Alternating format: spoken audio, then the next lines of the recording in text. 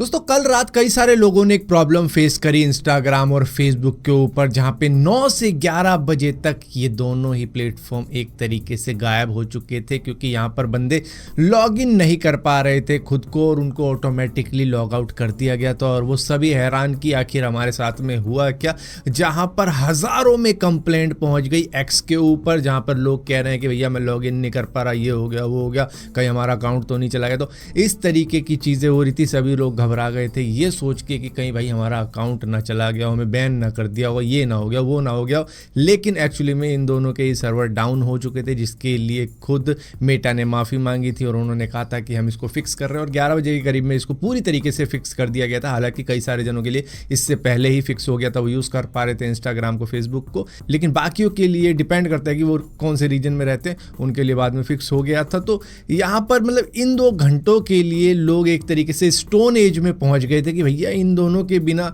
हम जिएंगे कैसे। और एक्स के यहाँ पर मजे आ रहे थे कि ये देखो भैया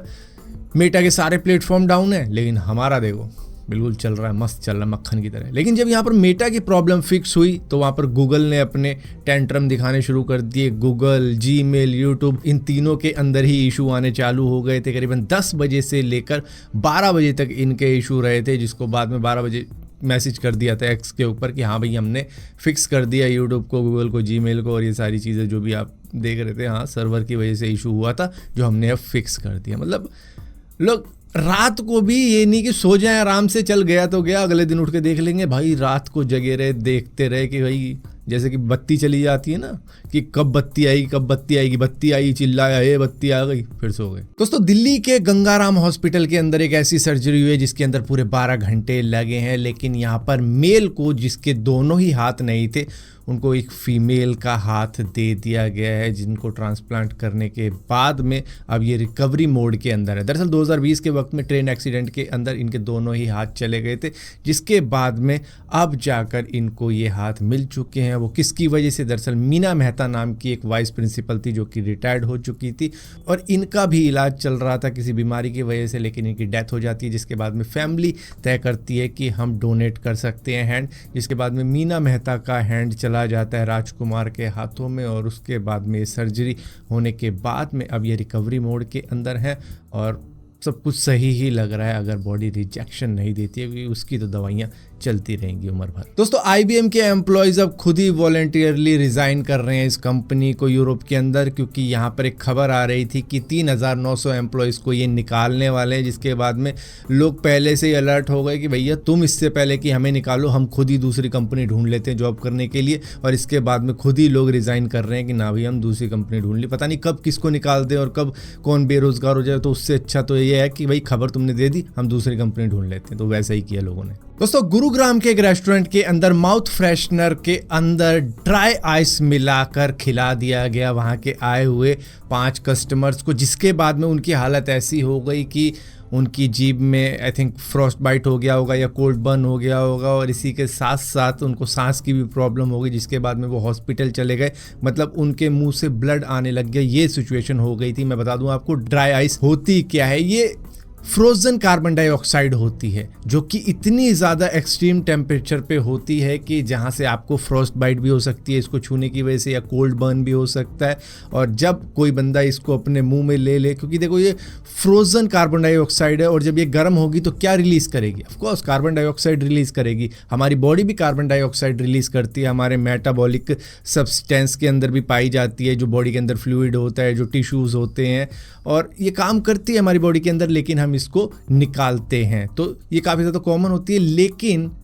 अगर हम इसको खा लें तो क्या होगा, इसकी वजह से ऑक्सीजन की कमी हमको हो जाएगी, जिसकी वजह से सांस लेने में दिक्कत हो जाएगी। अगर हम ज़्यादा CO2 इनहेल कर लेंगे तो वही सिचुएशन इनके साथ हुई। ड्राई आइस का माउथ फ्रेशनर इनको खिला दिया गया, जिसके बाद में जैसे वो मुंह में गया उसने CO2 काफ़ी ज़्यादा रिलीज़ किया होगा, जिसकी वजह से इनको फिर सांस आने में तकलीफ हो गई। इसी के साथ साथ फ्रॉस्ट बाइट, कोल्ड बर्न तो ये सो हो ही सकता है। आपको मालूम होगा एक और चीज़ होती है जिसको बोलते हैं लिक्विड नाइट्रोजन, वो इससे भी ज़्यादा एक्सट्रीम कोल्ड होती है, वो तो भाई छूते ही फ्रॉस्ट बाइट दे सकती है। और फ्रॉस्ट बाइट में आपको बता दूं कि अगर आप देखते होंगे कोई कई सारे माउंटेन एक्सपीडिशन जिसके अंदर एक्सट्रीम लो टेम्परेचर पे जा रहे हैं, मान लो माउंट एवरेस्ट के ऊपर जा रहे हैं, तो वहाँ पर जाने के बाद में कई सारे लोगों को फ्रॉस्ट बाइट भी हो जाता है, उंगलियाँ काली पड़ने लग जाती है, और जब वो काली पड़ती हैं तो ये समझ लो वो एक सूखे पत्ते के जैसे हो गई, वो कभी भी झड़ जाएगी। मतलब जैसे कि कोई लकड़ी जला दी ना आपने, और जलाने के बाद में वो काली पड़ गई, अब वो टूट जाएगी, तो उसी तरीके से होता है जब फ्रॉस्ट बाइट होता है। तो इसी वजह से काफ़ी ज़्यादा केयर करनी पड़ती है इन सारी चीज़ों के अंदर। लेकिन ये रेस्टोरेंट ड्राई आइस के अंदर माउथ फ्रेशनर डाल के मुंह में डाल दिया उन लोगों के, जिसके बाद में उनकी हालत ये हो गई कि वो हॉस्पिटल में गए, जहाँ पर उनकी कंडीशन अभी भी ऐसी है। दोस्तों, इंडिया ताइवान का इतना ज़्यादा सपोर्ट करता है कि भैया चाइना ताइवान पे कभी भी कब्जा कर सकता है, ये चीज़ हो सकती है, वो चीज़ हो सकती है, जिसके लिए इंडिया काफ़ी ज़्यादा हेल्प करता है ताइवान की, ताइवान का काफ़ी ज़्यादा सपोर्ट करता है। लेकिन ताइवान की लेबर मिनिस्ट्री ने ये कह दिया कि हमें इंडियन वर्कर चाहिए अपनी कंट्री के अंदर, तो अगर वो आ सके तो वो यहाँ पर जॉब कर सकते, लेकिन हमको स्पेसिफिकली नॉर्थ ईस्ट साइड के बंदे ही चाहिए, क्योंकि उनकी स्किन, उनका कलर, उनकी डाइट हमारे जैसी ही है, तो हमें वो लोग चाहिए। तो ये एक रेसिस्ट बात है जो कि उन्होंने कर दी, जिसके बाद में बहुत लोगों को ये बात बुरी लग गई, और वहाँ पे तो अब बिल्कुल डैमेज कंट्रोल करने वाली बातें हो रही हैं कि वो माफ़ी मांग रहे कि इस तरीके की बात गलती से बोल दी गई है, ऐसा हमारा इंटेंशन नहीं था, ये वो इस तरीके की बातें बोल रहे हैं। लेकिन यहाँ से कई सारे मतलब मीम बन रहे हैं, कमेंट आ रही है कि भैया अब तो हम सपोर्ट करते ही नहीं ताइवान को, अब कब्जा करना है तो कर लो, और जितने भी इंडियन ताइवान के अंदर रह रहे हैं वो वापस आ जाओ, क्योंकि चाइना तो कब्जा करने ही वाला। तो मतलब इस तरीके की अब बातें हो चुकी है। एक बुरी चीज़ जो लगी है उसकी वजह से अब मतलब ताइवान पे अटैक चल रहा है, मतलब कमेंट्स में, ऑनलाइन जो भी चीज़ें हैं वो तो हो ही रही हैं।